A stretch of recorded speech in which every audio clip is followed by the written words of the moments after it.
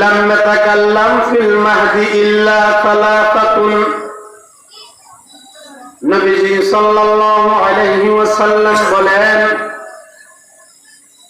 তিনটা শিশু মায়ের কোলে থেকে কথা বলেছে। তিন শিশুর মধ্যে এক শিশু হলো ঈসা ইবনে মারইয়াম। হযরত ঈসা পয়গম্বর তার মায়ের কোলে থেকে কথা বলেছে শিশু অবস্থায়। দুই নম্বরে আল্লাহর রাসূল বলেন, ওয়াসাহিবু জুরাইজিন, দ্বিতীয় শিশুটা হলো জুরাইজ সম্পর্কিত শিশু।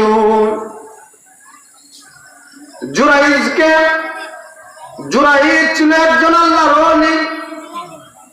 তিনি বনী ইসরাইলের মধ্যে একজন আল্লাহর ওলি ছিল, আবেদ ছিলেন। তিনি ইবাদত বন্দেগী করার জন্য তিনি তার বাড়ি ছেড়ে পাহাড়ের উপরে একটা ইবাদতখানা বানাইয়া সেখানে ইবাদত করা শুরু করে দিল। রাত্রে বেলায় নামাজ আদায় করেন, দিনের বেলা রোজা রাখে, নামাজ পড়ে। এভাবে তিনি আল্লাহ তাআলার ইবাদত করতেছেন। আল্লাহর ওলি জুরাইজ একদিন তার মা চলে আসলো তার সাথে দেখা করার জন্য। ফাতাতহু ওয়া হুয়া ইউসাল্লি, ইয়া জুরাইজ। তার মা যখন তার সাথে দেখা করার জন্য তার ইবাদতখানার সামনে চলে আসলো, এমত অবস্থায় হযরত জুরাইজ নামাজের মধ্যে দাঁড়ানো আছে।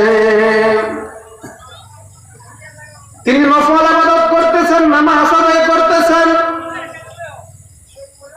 এমত অবস্থায় তার মা এসে তাকে ডাক দিল, এ জুরাইজ, আমি তোমার মা, আমি তোমার সাথে দেখা করার জন্য এসেছি। তুমি তোমার ইবাদতখানা থেকে নেমে আমার কাছে চলে আসো। এবার জুরাইজ তো নামাজের মধ্যে, তিনি নামাজ আদায় করতেছেন। তিনি মনে মনে বলতে লাগলেন, ইয়া রাব্বি উম্মি ওয়া সালাতি। তিনি মনে মনে বলতে লাগলেন, হে আমার রব, ওগো আমার মালিক আল্লাহ, একদিকে আমার নামাজ আর একদিকে আমার মা। আমার মা আমাকে ডাকতেছেন দেখা করার জন্য, আর আমি তোমার দরবারে তোমাকে রাজি খুশি করার জন্য নামাজ আদায় করতেছি। এখন আমি কি করব? নামাজ আদায় করব নাকি আমার মায়ের সাথে দেখা করব? এই কথাটা হযরত জুরাইজ মনে মনে বলতে লাগলেন। ফাআকবালা আলা সালাতিহি, এই কথাটা চিন্তা করে হযরত জুরাইজ আবার নামাজের মধ্যে মশগুল হয়ে গেলেন। ফানসারাফাত, মা চলে গেল। আরেকদিন তার মা আসলো। ফাআতাতহু উম্মুহু ওয়া হুয়া ইউসাল্লি, আরেকদিন যে তার মা আসলো, ওই দিনও হযরত জুরাইজ নামাজের মধ্যে দাঁড়ানো। তার মা এসে ডাক দিল, ইয়া জুরাইজ, হে আমার সন্তান জুরাইজ, আমি তোমার মা এসেছি তোমার সাথে দেখা করার জন্য।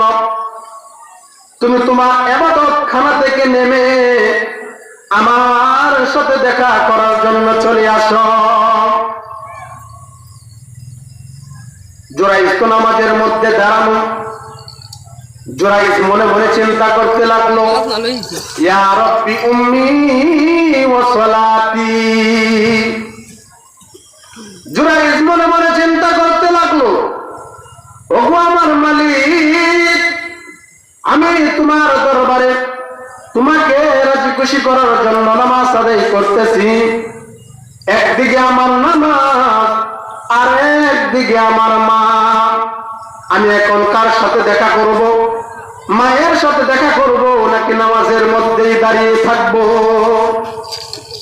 হযরত জুরাইজ এই কথা চিন্তা করে ফাকবালা আলা সালাতিহি, তিনি নামাজের মধ্যে মশগুল হয়ে গেলেন। তিনি নামাজ আদায় করতেছেন। ফানসারাফা, তার মা এই দিনও চলে গেল। 2 দিন হইল। আর একদিন তার মা আসলো। ফাতাতু উম্মুহু, ইয়া জুরাইজ। তৃতীয় দিন তার মা এসে তার ইবাদতখানার সামনে এসে ডাক দিল, হে জুরাইজ, আমার আদরের সন্তান, আমি তোমার মা, তোমার সাথে দেখা করার জন্য আমি তোমার কাছে চলে এসেছি। সুতরাং তুমি তোমার ইবাদতখানাতে গেলে নে, আমার কাছে দেখা করো। জুরাইজ তো নামাজের মধ্যে দাঁড়ানো। জুরাইজ মনে মনে বলতে লাগলেন, ইয়া রাব্বি উম্মি ওয়া সালাতি, ওগো আমার মালিক, একদিকে আমার নামাজ আর একদিকে আমার মা। এখন আমি কি করব? আমি কি আমার মায়ের সাথে দেখা করব নাকি নামাজ আদায় করব? এই কথা চিন্তা করে হযরত জুরাইজ ফাকাবালা আলা সালাতিহি, তিনি আবার নামাজে মশগুল হয়ে গেলেন। এখন 3 নাম্বার দিন, মারও 2 দিন চলে গেছে, ছেলের সাথে দেখা করতে পারে না। এবার মা কিন্তু চলে যায় না। মায়ের মনে কষ্ট জেগেছে। মা এবার বদদোয়া করে, কারোর জন্য দোয়া করে। মা তো জানে না তার ছেলে সব সময় নামাজ আদায় করে। তার মা তার ছেলের জন্য, হযরতে জুরাইজ আল্লাহর ওলির জন্য বদদোয়া করে, আল্লাহুম্মা লা তুমিতহু, আল্লাহুম্মা লা তুমিতহু হাত্তা লা ইয়ানজুরা ইলা ওয়ুজুহিল মুমিসাত। মা এবার সন্তানের জন্য বদদোয়া করে, ওগো আমার মালিক, আমি আমার সন্তানের সাথে 3 দিন দেখা করার জন্য আসলাম, একদিনও আমার সন্তান আমার সাথে দেখা করলো না।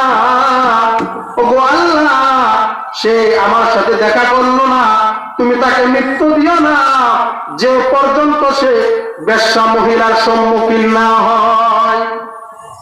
তাকে মৃত্যুদান করিও না, যে পর্যন্ত সে বেশ্যা মহিলার সম্মুখীন না হয়। মায়ের দোয়া সরাসরি কবুল। মায়ের দোয়া আল্লাহ তাআলার কাছে কবুল হয়ে গেছে। এবার হযরত জুরাইজের কথা বনি ইসরাইলের মধ্যে আলোচনা হতে লাগলো যে জুরাইজ নামক একজন লোক আছে, সে আল্লাহর ওলি, সে সব সময় আল্লাহ তাআলার ইবাদত করে। এই কথাটা বনি ইসরাইলের মধ্যে আলোচনা হতে লাগলো। ওই বনি ইসরাইলের মধ্যে একজন মহিলা ছিল সুন্দরী, সে খারাপ মহিলা ছিল। সে ওই বনি ইসরাইলের মানুষদেরকে বলল, তোমরা যদি চাও আমি জুরাইজকে ফিতনার মধ্যে ফেলে দিতে পারবো, আমি জুরাইজকে ফিতনার মধ্যে ফেলতে পারবো, যদি তোমরা চাও। এরপরে ওই খারাপ মহিলা সে হযরতে জুরাইজের সাথে দেখা করলো। কিন্তু জুরাইজ তো আল্লাহর ওলি, তিনি তো খারাপ কাজ করতে পারেন না। তিনি কি করলেন? তার দিকে ভ্রুক্ষেপ করলেন না, তিনি ইবাদতের মধ্যে মশগুল রইলেন। এবার ওই খারাপ মহিলা, বেশ্যা মহিলা, সে একজন রাখালের কাছে চলে গেল। রাখালের সাথে সে দেখা করলো। দেখা করার পরে সে রাখালের সাথে জিনা করলো। ওই রাখালটা আবার মাঝে মধ্যে হযরতে জুরাইজের ইবাদতখানার মধ্যে আসতো। ওই বেশ্যা মহিলা যখন ওই রাখালের সাথে জিনা করলো, জিনা করার কারণে বেশ্যা মহিলা গর্ভবতী হয়ে গেল।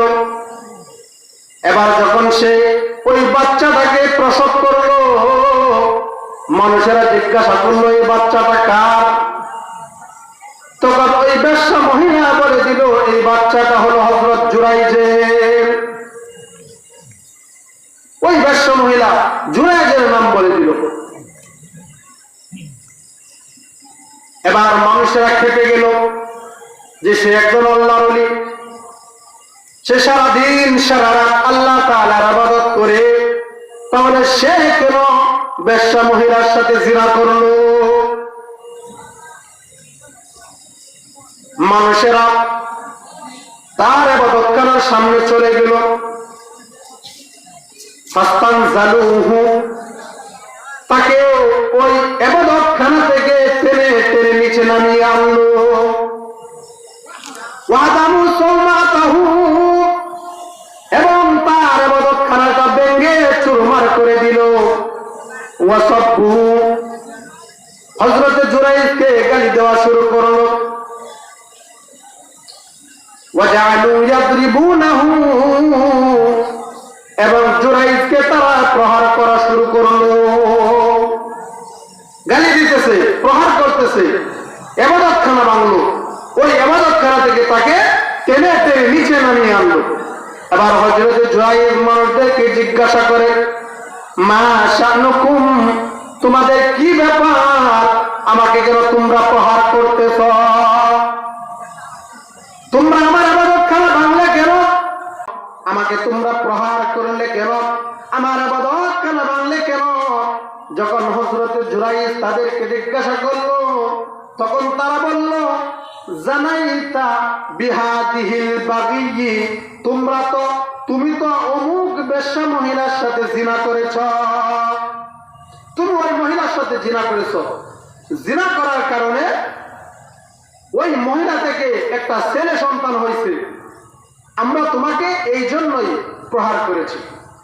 যখন এই কথা বলল, তখন তারা বলল যে তুমি জিনা করেছ। তখন জুরাইজ বলল, আইনা সবিয়্যু, সন্তানটা কোথায়?